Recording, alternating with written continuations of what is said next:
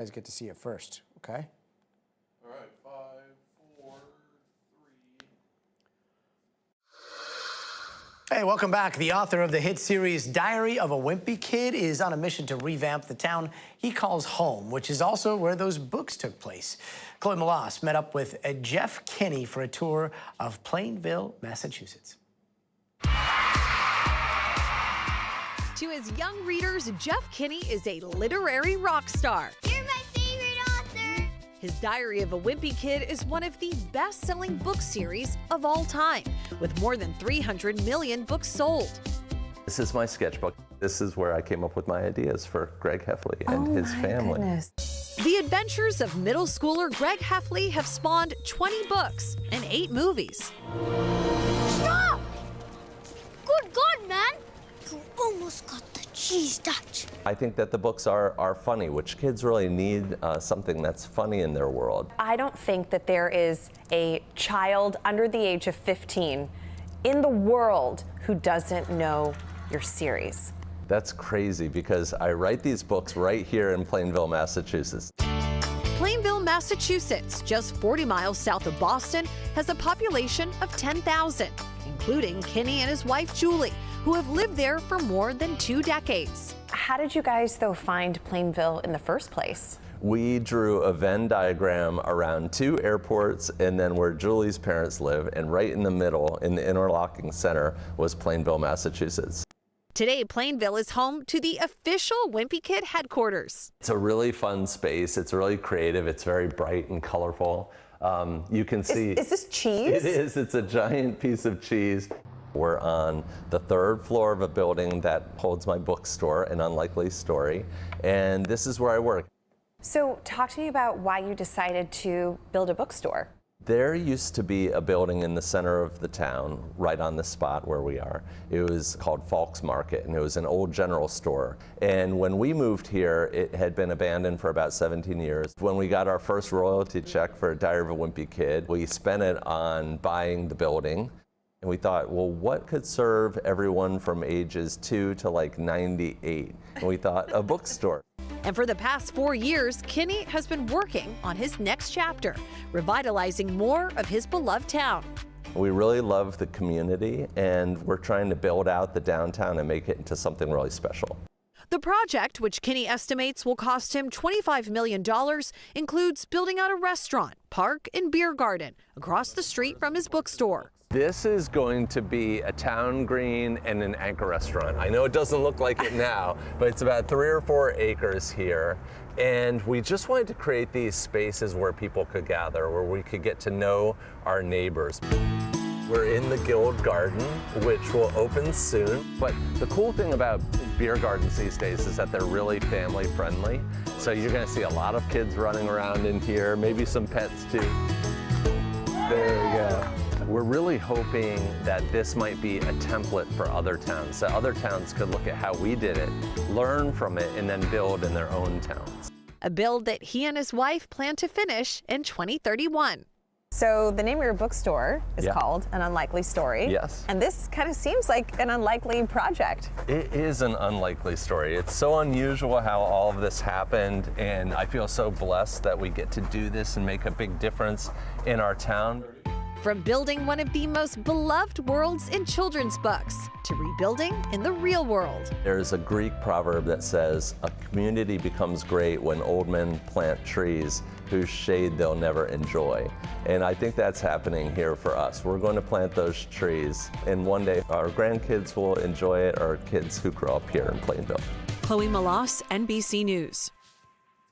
There's world building, and then there's appreciating the world that we live in. That was fascinating.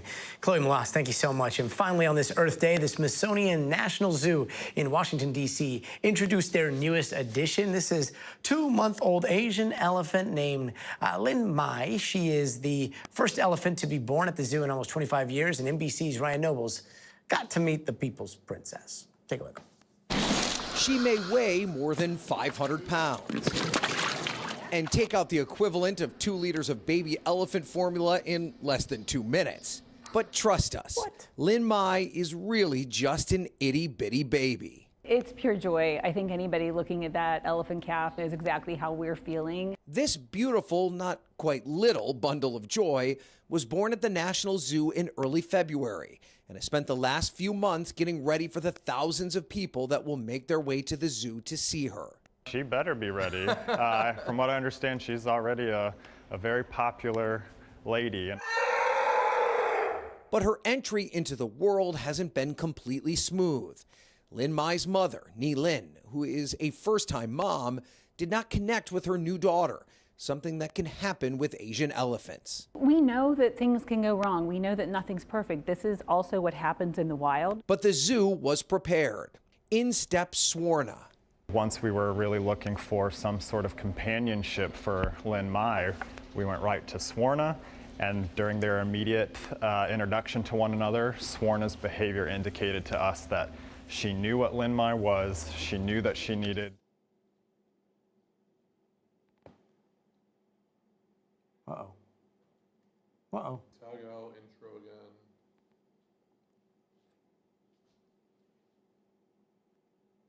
Okay. Tag out and then do the intro again.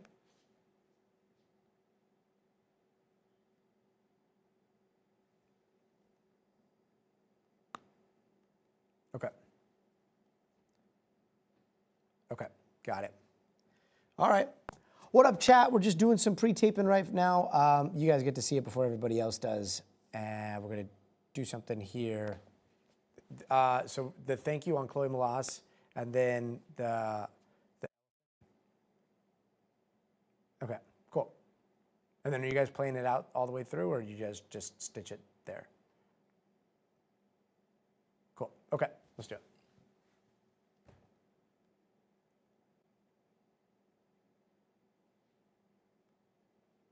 4, 3. Chloe Malas, thank you. And finally, on this Earth Day, we want to celebrate with the Smithsonian National Zoo in Washington, D.C., introducing their newest addition. It's a 2-month-old Asian elephant named Lin Mai, and she's the first elephant to be born at the zoo in almost 25 years. NBC's Ryan Nobles got to meet the people's pachyderm princess. Take a look. She may weigh more than 500 pounds and take out the equivalent of 2 liters of baby elephant formula in less than 2 minutes. But trust us, Lin Mai is really just an itty-bitty baby. It's pure joy. I think anybody looking at that elephant calf knows exactly how we're feeling. This beautiful, not quite little bundle of joy was born at the National Zoo in early February and has spent the last few months getting ready for the thousands of people that will make their way to the zoo to see her. She better be ready. From what I understand, she's already a very popular lady. But her entry into the world hasn't been completely smooth. Lin Mai's mother, Ni Lin, who is a first-time mom, did not connect with her new daughter, something that can happen with Asian elephants. We know that things can go wrong. We know that nothing's perfect. This is also what happens in the wild. But the zoo was prepared. In steps Swarna. Once we were really looking for some sort of companionship for Lin Mai, we went right to Swarna. And during their immediate introduction to one another, Swarna's behavior indicated to us that she knew what Lin Mai was. She knew that she needed support. The older female elephant that had helped to raise calves in the past quickly became Lin Mai's surrogate auntie, a role that is vital to the baby elephant's growth. They've been inseparable ever since. Swarna is teaching Lin Mai all the important things elephants need to know. They don't come out of the womb just knowing how to use their trunk. They've got to be taught. Correct. They're very similar to us in the fact that they need to learn how to be an elephant and how to master the skills to be successful at it. And as she matures, she's also growing, between 2 to 3 pounds a day. So if you want to see her as a baby, you better get here quick, because just like human babies, they grow in the blink of an eye. Ryan Nobles, NBC News. The blink of a very, very big eye. Ryan Nobles, thanks so much. That's going to do it for us tonight. I'm Gotti Schwartz. We'll see you here tomorrow. But until then, stay tuned to NBC News Now.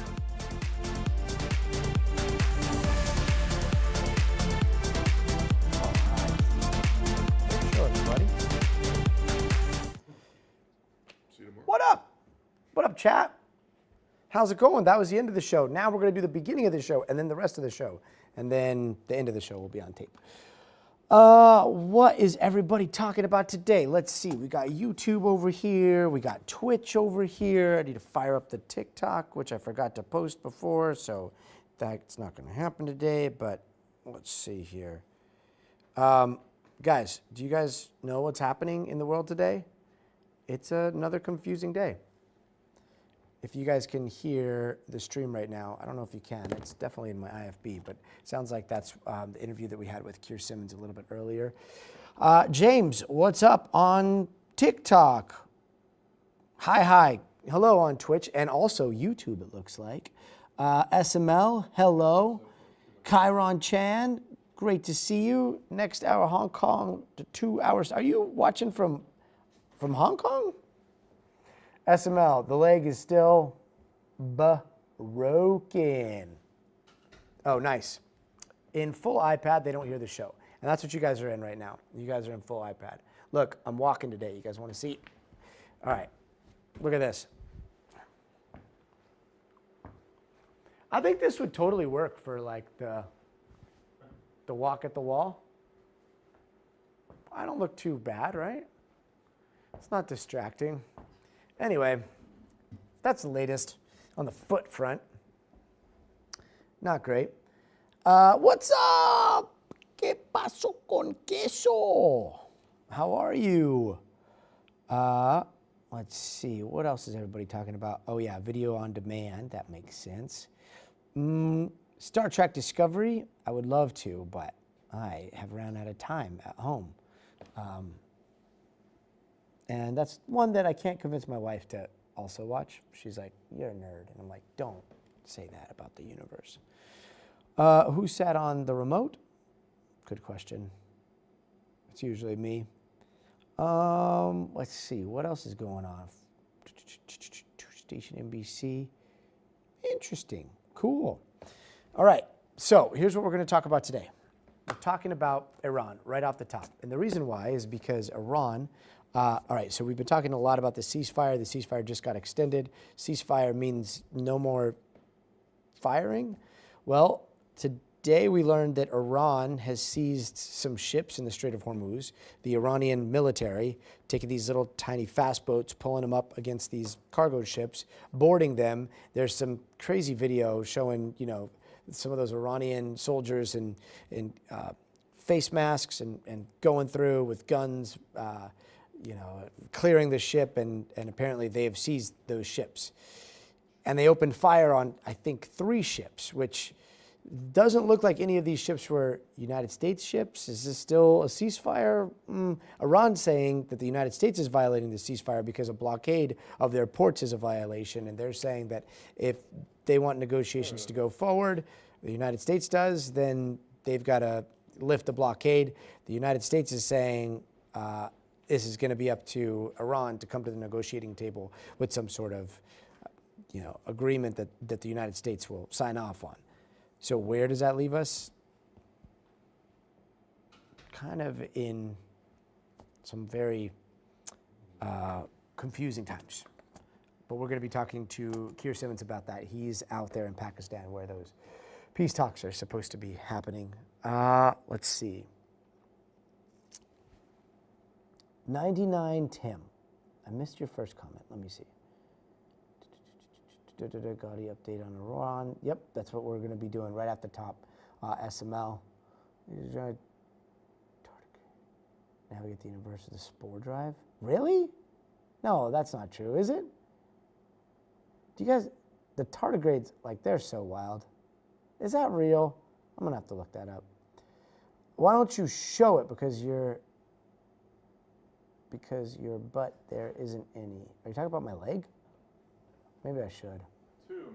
I don't think I'm going to be able to go 1 month just sitting still in this desk. Yeah, get to it. Okay, who said what? Shoot, did you just join us?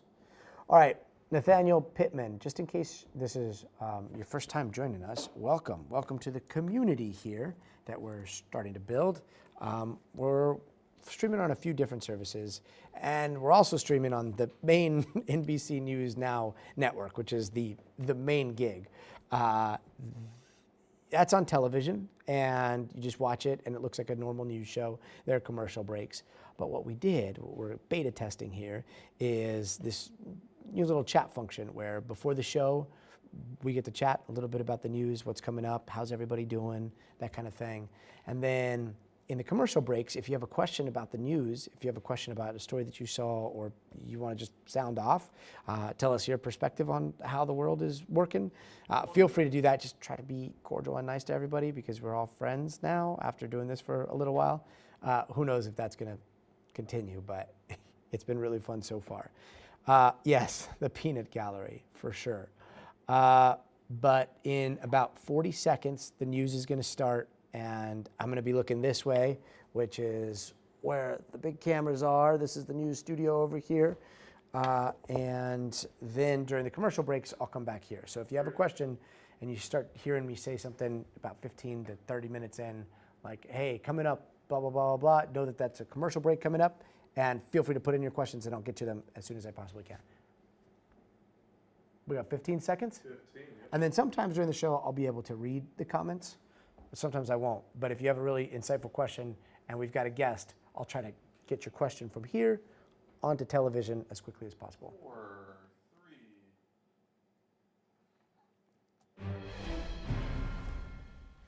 And tonight, Iran. Word that Iran has opened fire on ships in the Strait of Hormuz. Iranian soldiers seizing those ships, and they are now releasing video for the world to see. Iranian state media just dropped this video showing what they say are Iranian Navy forces seizing 2 cargo ships, one from Panama, the other from Liberia. You can see those soldiers wearing masks, climbing right up onto that ship, armed with guns. The management company of one of those ships says the crew is safe and doing okay. As for how the White House sees all this, the White House press secretary is saying they don't see this as a violation of the ceasefire, which was extended just hours before those attacks.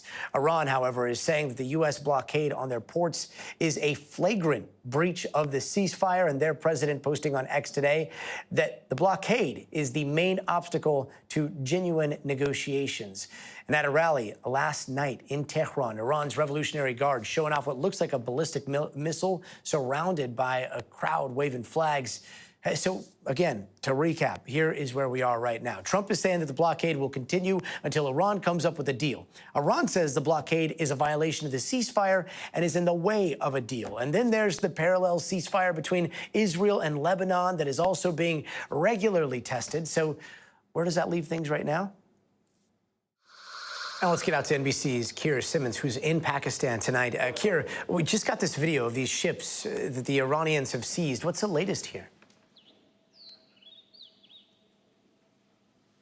Yeah, it's extraordinary. And of course, it's propaganda. But according to the Iranian media, these are images of them storming these ships. And you see them on speedboats. You see them climbing the side of these enormous cargo ships, these huge vessels, and then on board, masked with weapons.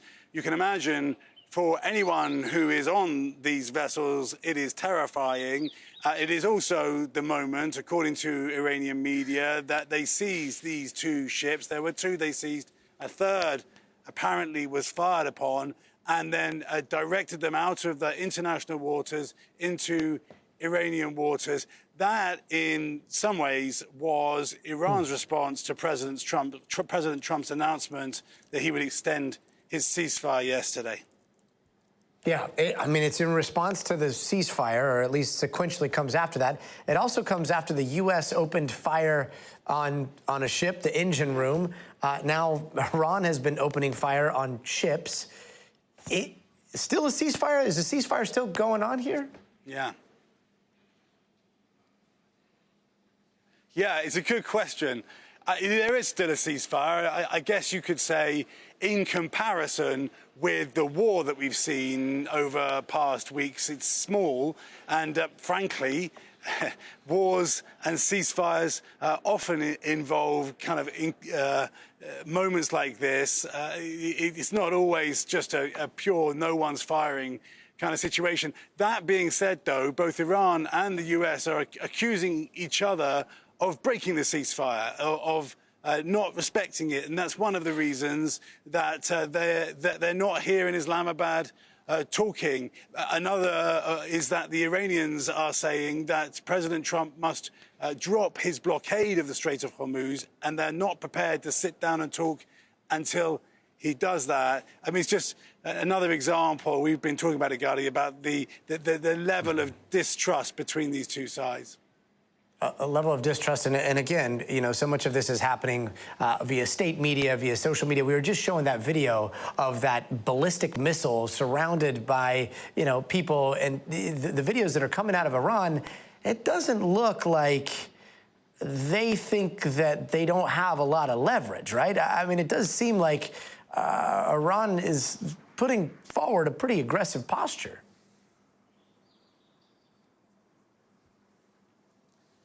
No question.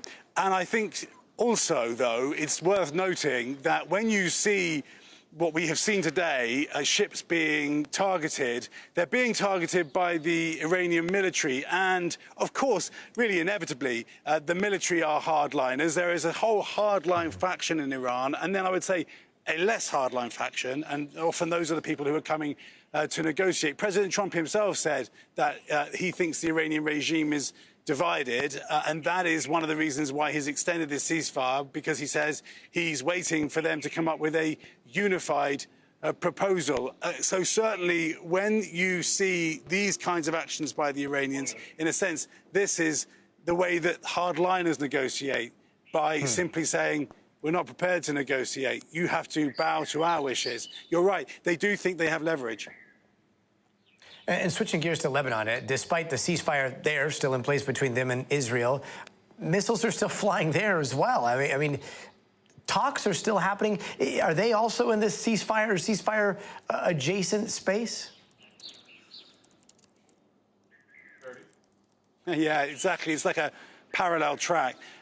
They are, and the talks will happen in the US tomorrow. Secretary Rubio will attend those talks. They are crucial. Of course, they're crucial for the Lebanese. Of course, they're crucial for the Israelis. But they are also crucial because if they collapse, if that collapses, that ceasefire, then it has an impact on the Iran ceasefire. Keir Simmons in Pakistan for us. Keir, thank you.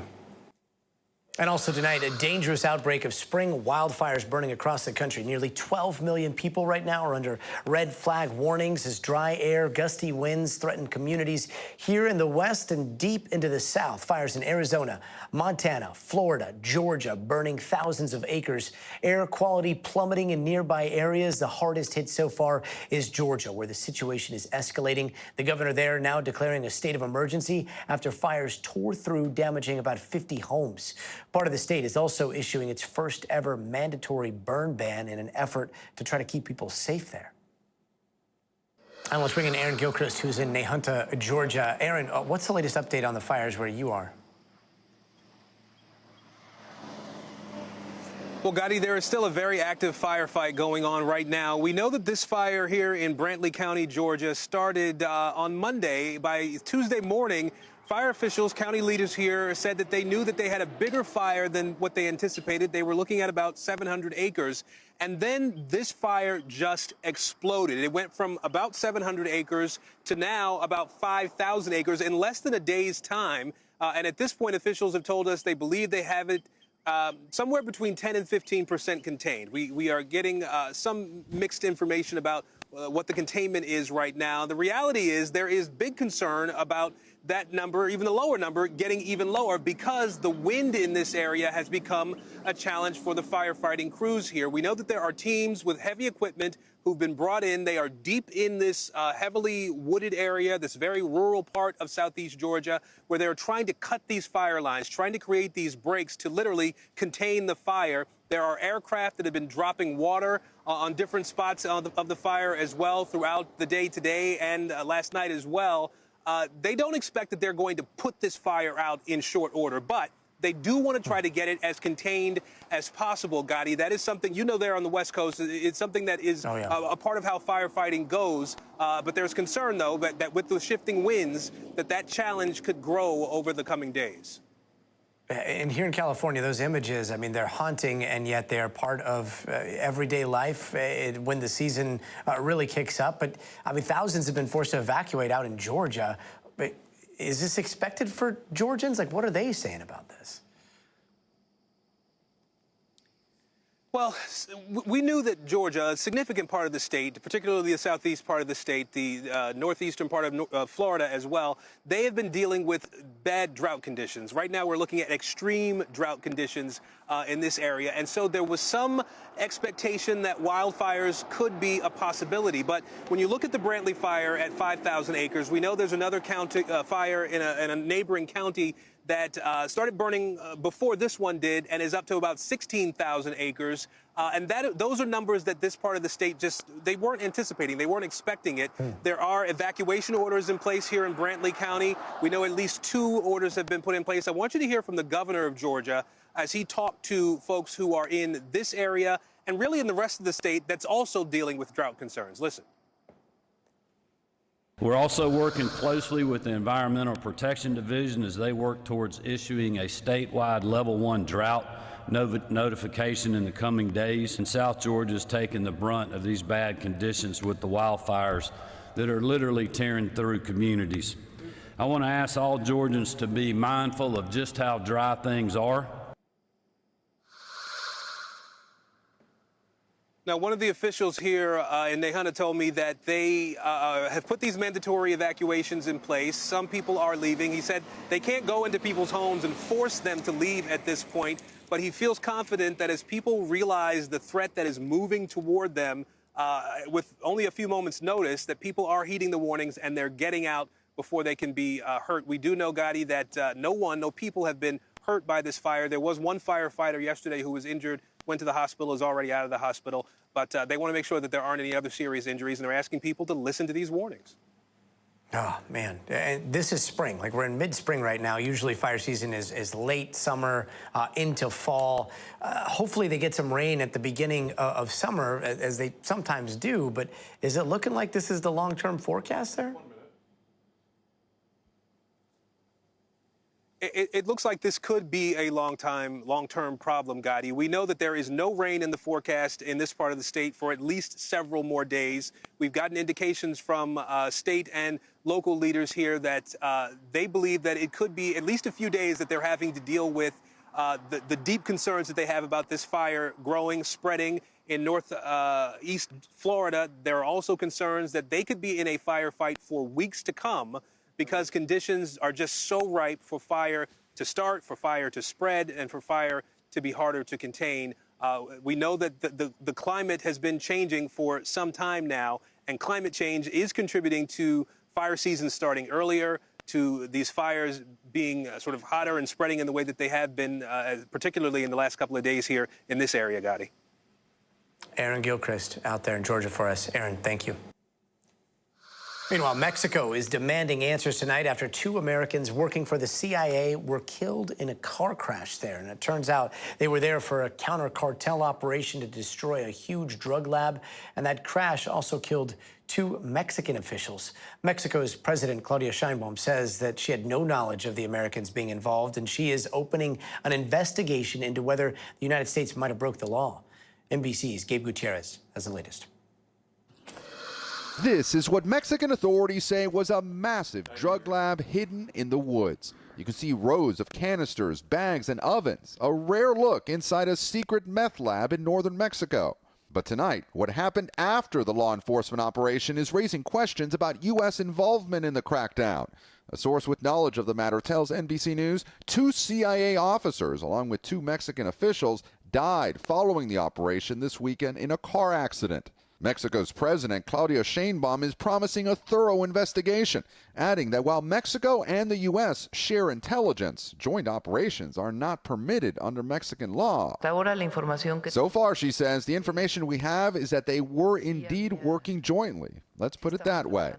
Late today, the White House responding. I think the president always wants to see more cooperation when what we are doing is not only a benefit to the American people, but to her people as well, to crack down on these cartels. The incident comes as President Trump has ramped up pressure on Mexico to target cartels, even previously suggesting the possibility of airstrikes within the country to stop them. We have to eradicate them. We have to knock the hell out of them. In response, Sheinbaum's government has extradited dozens of cartel suspects here to the U.S. And earlier this year, helped by U.S. intelligence, Mexican authorities killed the notorious drug lord El Mencho. Gotti? Gabe Gutierrez, thank you.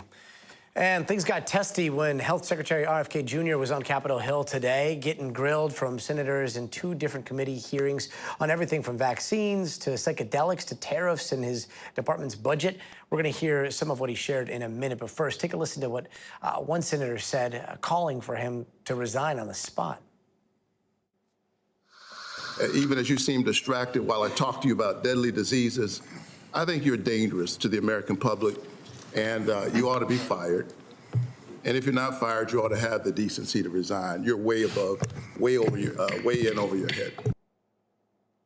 And let's bring in NBC Sahil Kapoor. Sahil, obviously a lot of fireworks today, including more talk about vaccines, right? That's right, Gotti. This is always a hot topic when Secretary Kennedy comes before Congress. Today was certainly no different on that front. Numerous senators offered critical responses and sharp comments about what Kennedy had to say about vaccines. Some of those statements by the secretary were dubious or false. He went after the flu shot when asked about Defense Secretary Hegset's decision to revoke that requirement for troops that they take the flu shot. He also went after COVID vaccines and questioned their efficacy again. Let's play some of what the secretary had to say. The flu shot is an intervention that is often ineffective, has a 20% efficacy rate. There are studies that show that getting a flu shot actually increases the chance of a non-flu infection. I terminated the COVID vaccines because they didn't make any sense. COVID is gone, and the mRNA vaccines have a limited efficacy against respiratory illnesses.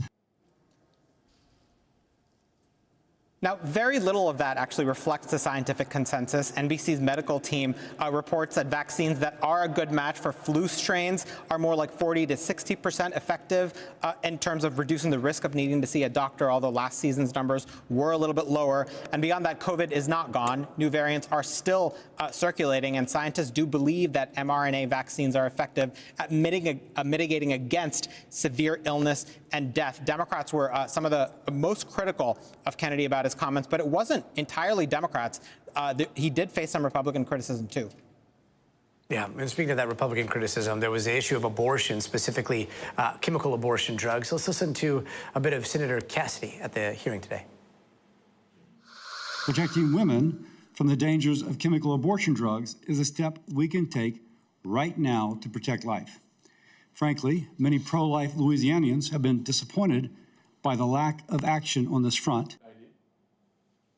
Did RFK Jr. take a lot of questions like that from Republicans, and what did he say in response to that? Well, he had a couple of notable clashes with Senator Cassidy, the Louisiana Republican, who's the chairman of the committee. Cassidy, on the abortion question, said he's disappointed with the administration for being overly reserved on the matter of medical abortion, which is a big issue in the pro-life community. Cassidy said, quote, "We need a willing partner to stand up for life." And he accused the administration of stalling on a safety study for abortion drugs. Cassidy also, to bring this back to vaccines, because with Secretary Kennedy, it often goes back there, Cassidy told him that public trust in vaccines has worsened over the last year, in part because of false statements. Cassidy mentioned that he is a doctor who has seen people die from vaccine-preventable diseases, and including children, he said, and he finds that particularly tragic. Now, Cassidy, after this hearing, declined to say whether he regrets his decisive vote in committee to advance the nomination of RFK Jr. to make him health secretary to begin with. He just said, you make a decision, you move forward. And of course, Gotti, the big picture context in all of this, Cassidy is running for re-election in Ruby Red, Louisiana, facing a Trump-backed primary challenger who's trying to end his career in the Senate. NBC's Sahil Kapoor, thank you. And turning now to politics and predictive markets. Just a bit ago, Kalshi suspended several political candidates from its platform for betting on their own campaign races, something that site strictly bans. That prediction market giant says its monitoring system flagged 3 candidates in Minnesota, Texas, and Virginia, calling it political insider trading, with fines ranging from hundreds to more than $6,000 and suspensions lasting 5 years. And one unusual twist, one candidate now claims he actually wanted to get caught, saying he was trying to test the system. We're going to get to that in just a moment, but this crackdown comes as lawmakers are pushing for tighter regulation around the industry. Let's bring in Allie Canal to walk us through what we know here. Hey there, Allie. Hey there, Gotti. And that candidate, Mark Moran, he said he meant to do this, that he purposely placed a $100 bet on himself and that he wanted to get caught. So he's arguing here that Kalshi has been inconsistent when it comes to its rules and even invoked the First Amendment, saying that the platform tried to pressure him into making a public statement as part of the settlement. He added that Kalshi has essentially turned this whole situation into a PR move. So instead of apologizing, he's really doubling down, really leaning in, saying that this proves his broader point that Kalshi is a corrupt and flawed platform. And zooming out, whether or not you believe Mark Moran at his word, a lot of states have taken issue with prediction markets. There's been several civil cases. Arizona has actually filed criminal charges against Kalshi. And I think this speaks to a lot of the blind spots that exist out there. So in terms of regulation, Kalshi operates under federal regulation under the Commodity Futures Trading Commission.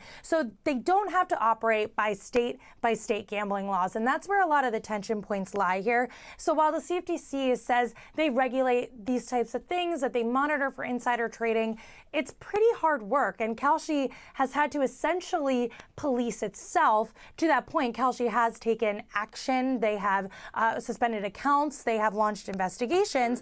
But there's really no clear, tailored rule book here, especially as prediction markets sit at that intersection between politics, finance, and gambling. So clearly a lot more to come here, but super interesting development today, especially as we near deeper and deeper and get closer to the midterm elections. And really, as all the money keeps pouring in here, how do you define this market and how do you adequately police these types of platforms? Yeah, more and more money every day. Allie, thank you so much. Meanwhile, we are hearing that the Trump administration is nearing this deal to possibly rescue Spirit Airlines with a $500 million loan, just one day after the president said this on CNBC. I'd love somebody to buy Spirit, as an example. You know, Spirit's in trouble. And I'd love somebody to buy Spirit. It's 14,000 jobs. And maybe the federal government should help that one out. You know, I told my people. And for the latest, let's go to NBC News senior White House correspondent Garrett Haake.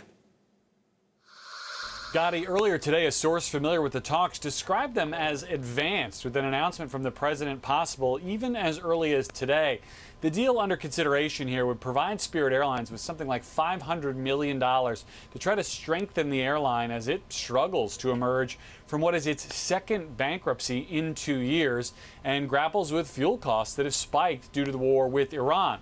Now, White House officials says that this deal is still being negotiated, and President Trump said yesterday he wants to see something happen. He wants to see action to protect Spirit's employees. But he may be close to alone within the Republican Party on this. Late today, we've heard from Senator Ted Cruz, who chairs the Commerce Committee, blasting the proposed bailout as a terrible idea. Tom Cotton, another influential Republican senator, saying that this is not something that taxpayers should foot the bill on. Now, Spirit declined to comment on the negotiations when we reached out to them today, but they told us that their operations continue as normal for guests if you're booking travel or flying. So that means if you have your flight booked or want to buy a ticket, nothing changes for now. Gotti?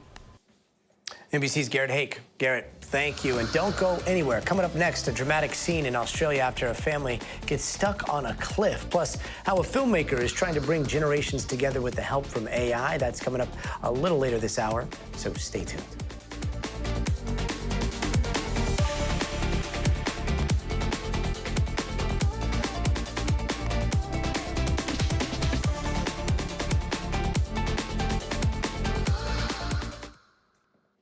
Whoa, all right. That's cool. Should I just talk over that and just tell them what's going on? I think we should. That was cool. How long does that stay up? Like 10 seconds? 15 seconds? Let's try that.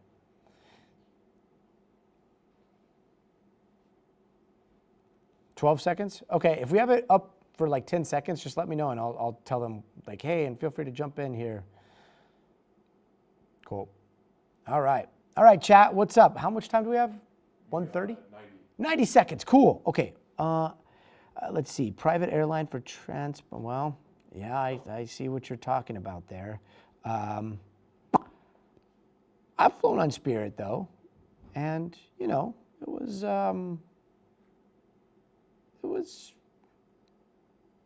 got me from one place to another place with a limited delay. Wasn't horrible. I'm doing pretty good, Jay. How are you? Good to see you here. Spider-Man. 1 minute. I wish. Jay Plays, thanks so much. Yeah, we're slowly going forward. We don't want too many people in the chat, just us friends for a little while, you know? Studio lights hot. No, they're freezing, actually. It's very, very cold in the studio. I wish it was hot. I've thought about bringing in a space heater, but it's like 65 degrees in here. Lori, thanks for sharing the stream. That's great. Those are some interesting words that matter, Nathaniel. Let's see. Jay, very interesting. You're under 2K, which is way better. Yeah. Yes, definitely. Intimate, quaint. Where's my mug? Bom, bom, bom. Thanks for asking, SMO. All right, we got headlines coming up. You guys ready? Here we go. 4, 3. Hey, welcome back. Here are some other headlines we are watching tonight. At least 2 people are dead and over 30 others were hurt after this chemical spill at a West Virginia manufacturing plant. This happened this afternoon, and local officials say a chemical gas reaction happened involving nitric acid. Shelter-in-place order in the area has been lifted. And the body of one of the 6 missing crew members whose ship overturned during a typhoon has been found. Now, this happened last week near the Northern Mariana Islands. Rescue teams from the U.S. Coast Guard, Japan, and New Zealand are still searching for the other 5.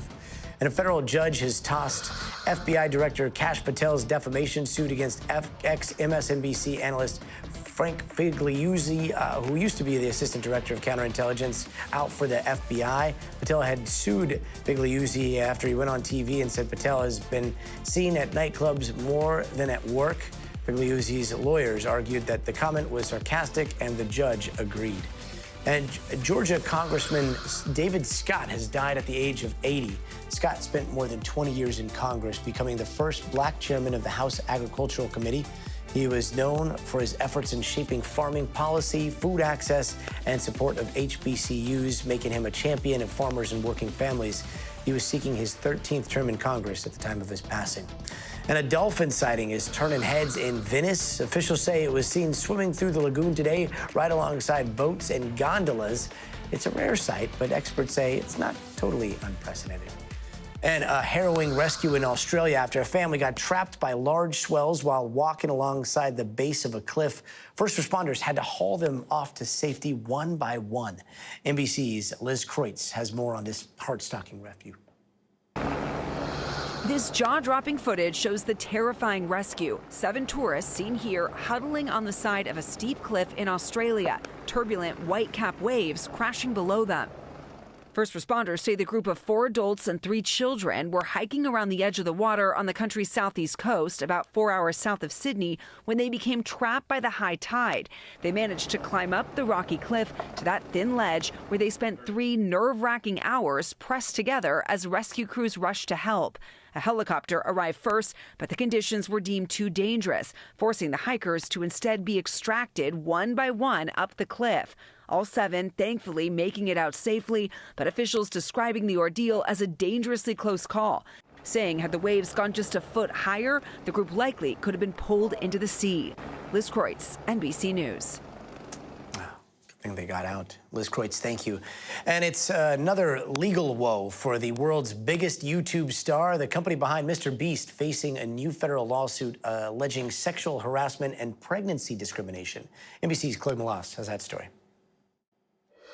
Wins that $250,000 right there. He built a massive empire on viral stunts, high-stakes challenges, and giving away millions of dollars. But tonight, Mr. Beast's companies are facing a legal challenge of their own, just as Jimmy Donaldson himself took the stage at the Time 100 Summit as one of the world's most influential people. Former employee Lorraine Mavromatis filing a federal lawsuit in North Carolina, claiming she faced discrimination, retaliation, was required to work while on maternity leave, and was terminated within a few weeks of returning to the job, told she was too high caliber for the position. NBC News spoke with Mavromatis today in a broadcast exclusive. I do not want to be silenced anymore. I really want to use my voice.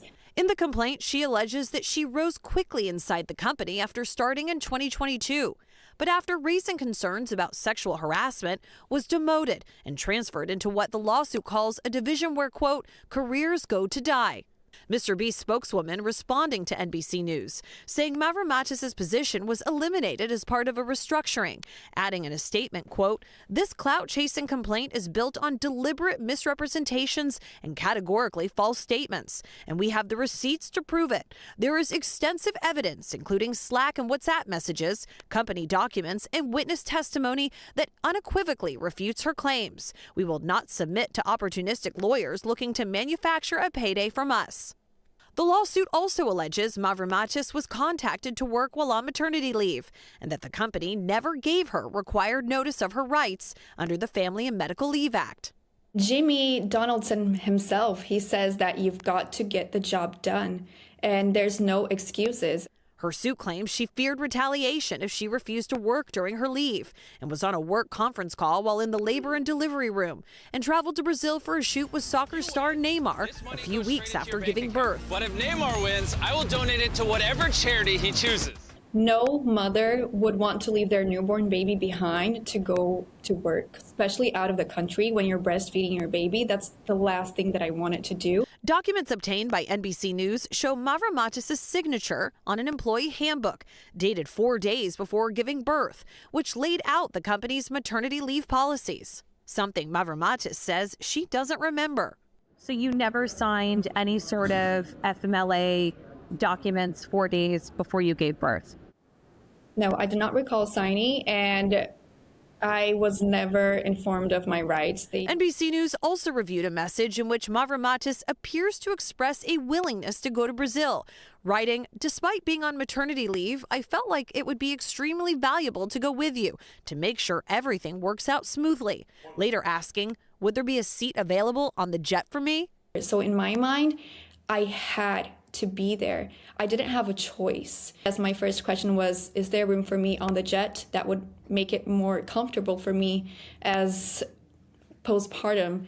I was told no, there was not room, so I flew commercial and I went there to get the job done. The drama around one of the biggest stars in the world doesn't appear to be slowing him down as he works to expand his empire into food, toys, philanthropy, and even potentially crypto. As Mr. Beast racks up accolades, hours after the lawsuit was filed, he was asked about company culture. And so it's obviously evolved over the lifetime of the company, but a couple of years ago, especially now we're at 750 employees, I brought in more experienced people. A brand built on the YouTube screen, now facing serious questions about what allegedly happened behind the scenes.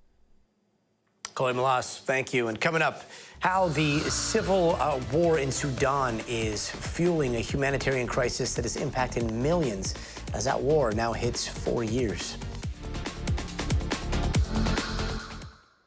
3 minutes. 3 minutes, all right. We got 3 minutes to chat. Let's see. Dun, dun, dun, dun. He makes a video, it literally gets more views than the Super Bowl.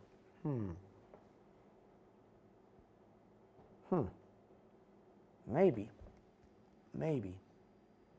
It's tough to tell what is a view these days because different places characterize views differently. Sometimes you only have to watch something for a few seconds and that's a view, even though, the piece of content that you're supposed to be watching is quite a bit longer. Sometimes there are bots. It's a weird time to try to to try to quantify how many people are actually watching anything these days.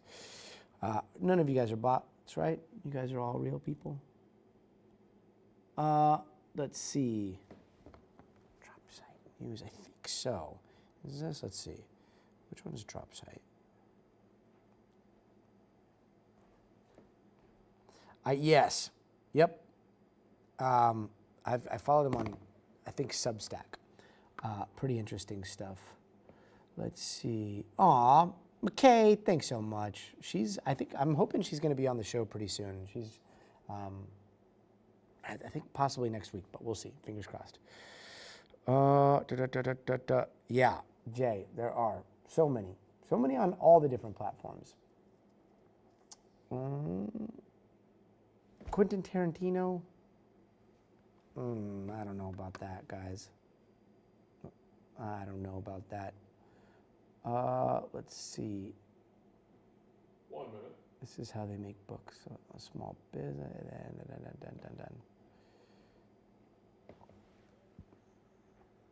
Oh, that's a very good question. The financial incentives for bot farming are pretty astronomical when you start looking into how much money can be made from totally automated systems. But it's sad because, people out there are just, it's sad and it's confusing for anybody that's trying to make a living making content. 30. Aw, Daisung, thank you so much. Love you in the chat. Shutting down. Hi, thanks so much for watching. You're here every day. You're the best. Thank you. 15. Exactly. SSSJ. All right, here we go. Back at it. This is a really important conversation here. 5, 4,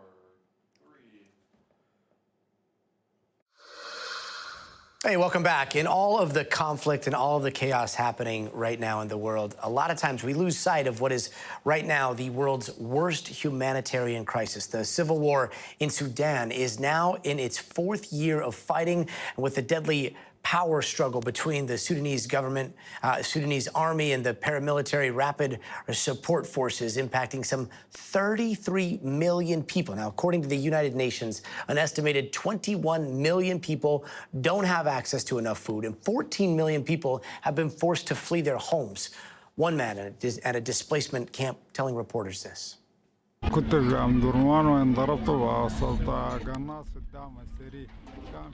He's saying we have lost mothers, sisters, aunts, friends. Every family has lost many loved ones. We ask God for safety to ease our suffering and to return to our homeland. Joining us now is Executive Director of the Humanitarian Research Lab at Yale University, Nathaniel Raymond. Thank you so much for being with us. It's hard to wrap our mind around the scope here. What is the current state of the Civil War? Well, the current state of the Civil War is a catastrophe that surpasses any other conflict, whether it's Ukraine, Iran, or Israel-Gaza, currently ongoing in the world. Basically, 1/3 of the population of the country has been displaced, and many regions, including Darfur and a place in the central part of the country called the Kordofans, are at what's called integrated phase classification 4 and 5, which are the highest levels of famine according to the United Nations. And is humanitarian aid getting into the country? Is enough flowing in? Absolutely not. And right now, both sides in this conflict, the Rapid Support Forces and the Sudan Armed Forces, have taken steps to restrict aid and use aid as a weapon. But in the case of the Rapid Support Forces, they intentionally starved the city of Al Fasher in North Darfur that was under siege for well over 18 months, which was 3 times the siege of Stalingrad during World War II. And during that time, the city basically starved to death before it was overwhelmed. And according to the UN, the Rapid Support Forces committed a genocide. And I know it's not fair to compare any conflict to another conflict where humans are dying, and yet at the beginning of this show we were talking about the ceasefire and the ceasefire between Iran, the United States, Lebanon, Israel, and yet when it comes to what we're seeing right now in Sudan, is there any sight to the fighting ending in the foreseeable future? No. I was part of the State Department support team for the first effort to negotiate a ceasefire known as the Jeddah 1 process in 2023, and not much has changed since those initial negotiations. The fact of the matter is that this is referred to as a civil war and a forgotten conflict. It's neither. It's a proxy war of outside backers, the United Arab Emirates backing the Rapid Support Forces, in Egypt, Saudi Arabia, and Turkey, and others backing the Sudan armed forces. And the conflict is not forgotten. It's been actively ignored because it involves allies of the United States and Europe. Yeah, and allies on both sides of what's happening out there. I do want to ask, how does a wider conflict that we're seeing right now in the Middle East factor into this war? It factors in a lot. Most notably that it's causing fuel shortages on the side of the Sudan armed forces that were engaged in a major offensive, trying to push into Darfur from the Kordofans. That has slowed in part because of gas shortages. In the case of the Rapid Support Forces, it's really forced them to diversify their supply lines, many of which come from the United Arab Emirates, and go through places such as Libya, and now, as our team at Yale recently demonstrated, through Ethiopia. Nathaniel Raymond, really appreciate your work and really appreciate you reminding us what the stakes are out there. Thank you so very much. And coming up in the future of everything, a look at why SpaceX is looking to make $1 billion deal for an AI-powered coding tool. Stay tuned for that. All right, 2 minutes. Jeez. That is so, I mean, we get, and rightfully so, like we focus so much on what's happening in the Middle East and Ukraine and, you know, elsewhere, and then you hear about what's happening in Sudan. It's like, what? Like, those numbers are crazy. I mean, 21 million people without access to food. That's half the population of California. It's crazy, crazy. 14 million people are homeless because they've had to leave their houses. It's just, I mean, can't even comprehend that amount of people because you've never seen a crowd even remotely that size. It's just mind-boggling. 1 minute. So hopefully there's resolution there. Lobato cat, that's a really good question. I would love to dive into that. Yeah. Nolan, that's so true. And yet it's so important to remember what's happening, you know. Dwell is the key word there for sure, but just an understanding of the insanity of that scale of war is something that we shouldn't forget. We don't cover it enough, but we have covered it and we will continue to do so. Yeah, Jay, for sure. All right, now vibe coding. 20 seconds, guys. Jason, thanks so much.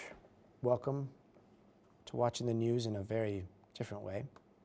We're coming back to the full show here. There we go. Stand by.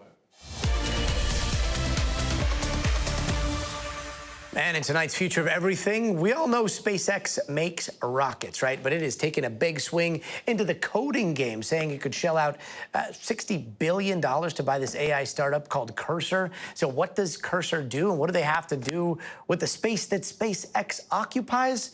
That we're going to hopefully see soon. But Cursor specifically in the past has been used to help software developers test their coding changes, and they seem to be the company that helped spark the trend that we all now know as vibe coding. All of this as Musk is poised to possibly take SpaceX public a little bit later this year. Let's bring in NBC News AI reporter Jared Perlow to talk a little bit more about this purchase. So Jared, vibe coding and rockets, like that's what immediately comes to mind here, but the intricacies, I imagine, are a little bit more complicated. What does this company have that SpaceX really wants? Absolutely. You know, when I think about rockets, the first thing that comes to mind is vibe coding, right? Well, I mean, it's a little bit more complicated than that. So what we have to realize is that SpaceX now owns xAI, which is Elon Musk's AI company. So they make Grok, if maybe viewers are familiar with that AI model, like Claude or like OpenAI's ChatGPT. But historically, xAI has not had a very strong coding model. So maybe viewers are familiar with something like Claude Code or potentially OpenAI's Codex. So these are basically the models inside AI companies that people use to develop other code. So just today, we heard from Google CEO Sundar Pichai that 75% of code written at Google is made with these AI models. So it's not like humans are now coding line by line anymore. Instead, they'll write a sentence in English, and then the AI coding models will turn that into computer code. So xAI didn't have one of these, AI coding companies in-house. So basically, what happened here is SpaceX and xAI underneath it bought Cursor, or the startup behind Cursor, to basically bring that company in-house. So Cursor is one of the most popular products. I think around 2 million developers in the United States use it. So that's really what Elon's going after with this purchase. Wow. There's all kinds of rumors swirling about this SpaceX IPO. And with everything you just described, it's always a good time to remind ourselves what the SpaceX umbrella actually looks like. Vertical integration all over the place. If we have it here, looking at this, both SpaceX, Tesla, you've got massive amounts of data being collected by all of these companies. Massive amounts of computing power. And now this vibe coding ability to kind of go through, that seems like a pretty good marriage, right? Yeah, and I think the important thing to understand here is that AI companies simply cannot get enough computing power. They're just running out of these chips. Maybe some people who have used models in recent weeks, perhaps Anthropic's Claude, have noticed that they've actually slowed down because these companies just can't build the data centers fast enough. Now, luckily for Cursor and the startup behind it, Elon Musk's company SpaceX owns incredible amounts of compute. This is what Elon does really well. So he actually, by some metrics, I did the calculations today, Elon's companies own about a third of the computing power related to AI that the entire country of China currently has. So that's a third of the computing power as China, which again is one of the leading countries in this AI race, you could say. So that's really what Cursor is going after. They were bumping up against the limits of what they could do. And I just want to kind of emphasize again that all these AI CEOs are making a play for AI coding models. Sam Altman said that by 2028, he wants to have a fully automated AI researcher. So Elon probably saw that he was falling behind in this race. He basically cleaned house at xAI, that AI company, a couple months ago. So this is probably a way to bring in new computing power, new blood.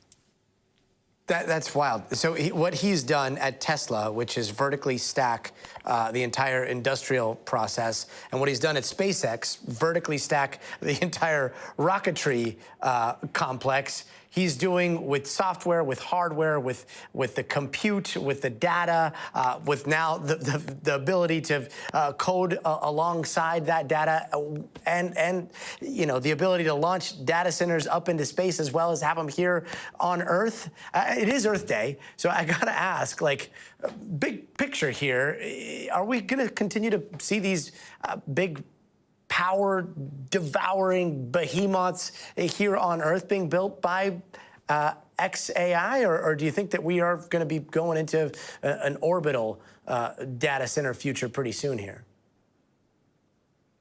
You know, it sounds very sci-fi, and it is Earth Day. I love planet Earth, but I do think data centers in space is not as ridiculous as it sounds. So if you look up tonight, maybe you can see there's actually one satellite already in orbit that has one of NVIDIA's more advanced chips, the H100 chip. It's already in orbit, and it's already doing AI processing. That launched back in November. Google's also involved in a project called Project Suncatcher to basically launch their own data centers in space. So I think people realize, you know, it's not great to have these data warehouses in your backyard. Some people are also exploring whether they can make data centers that float on the ocean. I think, you know, if somebody owns a rocket company, they own an AI company, it's not out of this world, one could say, to think that you could easily marry the two. So it sounds like sci-fi, but I mean, everything we've talked about so far has also sounded like sci-fi and would have just a couple of years ago. And I will be getting my telescope and trying to find that satellite. Jared Perlow, thank you so very much. And what if you could sit down and have a conversation with one of your ancestors? That might also sound a little far-fetched, but one Nigerian filmmaker is working to make that a reality through AI. He's using AI to preserve the voices and these experiences of older generations. And soon, people won't just be able to hear about the past, but also interact with it. It is the storyteller who makes us what we are, who creates history. The words of famed Nigerian writer Chinua Achebe, finding new meaning today in a project by a young Nigerian filmmaker, embracing both the past and the future. Malik Afebua is recording Africa's people, places, and artifacts using AI tech to keep them alive, and the goal is to allow future generations to actually do the impossible, have conversations with their ancestors. For the first time in history, the next generation will get to meet their ancestors and speak to them and ask questions. He calls it Legacy Link, and it starts with interviewing people who are 80 and above. To find out what life was like 60, 70 years ago, 80 years ago, in correlation to what life is like today, in projection to what life will be 50, 60 years from now. Legacy Link will combine research, data collection, and interviews that will span at least a decade and expand across the entire African continent. Malik is using conversations across generations and turning them into something you don't just watch, but actually engage in. It's going to be like a public installation, like a hologram, where you could just access it and also link your legacy and your heritage from your last name, so where you're from, you know, to your village. He's also using the material he's gathering to create a potentially powerful database. We're collecting tons and tons of, you know, ethically sourced data, so we turn them into zeros and ones, that we could create our own actual, you know, large language models, AI systems, like literally everything from scratch, from the ground up. Legacy Link is a work in progress and a continuation of his mission to preserve histories and narratives of older generations in creative ways. He's used AI to reimagine Africa's past and is using virtual reality to record places like these traditional dye pits in northern Nigeria so people can experience them from afar. His 2023 Elder series dresses seniors in stylish fits and used AI to place them in modern contexts. All that evolved into something much bigger. To actually document history, preserve it for the next generation as well, but also, most importantly, make sure that we're better represented in the future. For Malik, the way stories are preserved matters just as much as the stories themselves. And with Legacy Link, he hopes those stories won't just be remembered by future generations, but will help guide their path. I feel like history could shape the direction of the future in terms of if we actually understand who we are, where we're from, we will know where we're going, because we could preserve that essence. Fascinating project. And still to come, introducing you to an adorable new addition to DC's National Zoo. But first, you got to see this. If you're looking for a new ping pong partner, well, Sony's Ace robot might be your next opponent. That's it, over there, looking like a robot. Yep, it can return shots, keep up with rallies, and has already beaten some of Tokyo's top players. Ace might be your perfect partner if you're okay with losing, because it seems like that robot is always a few moves ahead. Whew. We'll be right back. She just scored. That was nice. Clear. All right. Cool. I think that's it, right? That's it. E's on tape. E's on tape. E is on tape. Great show, everybody. Hey, welcome Great back. The show, author of the great hit show. series Hi, hi. Diary of a Wimpy Great show, Kid is on a SNL. mission to Great show. revamp the town Wally? he calls home, which is 6, also where those 7. books took place. Chloe Malas met up with Jeff Kinney for a tour of Plainville. All right. You get a pass. But yeah, everyone, thank you. Yes, I would love to meet those who built the pyramids. I'd love to talk to my Mayan ancestors about how they built those pyramids in Chichen Itza and Tikal and Petén. That would be amazing. Dun, dun, dun, dun. Hey, what's up, Alaska? Let's see, what else? Jay, China is doing that without as many data centers. I'll have to take a look. Constant electric bills for this winter will be the highest in recorded history. That might happen. Let's see. Want computer prices to go down? Me too. Shoe company becoming an AI company? Yeah, we saw that. Interesting. Okay, gotta go, guys. Been wonderful hanging out. We're gonna do it same time tomorrow. Come hang out 10, 15 minutes before the show. We'll chat about news-ish stuff. Then we'll do the news for a while. And then in the commercial breaks, if you have questions, we want to answer them. Talk soon. Thanks for watching.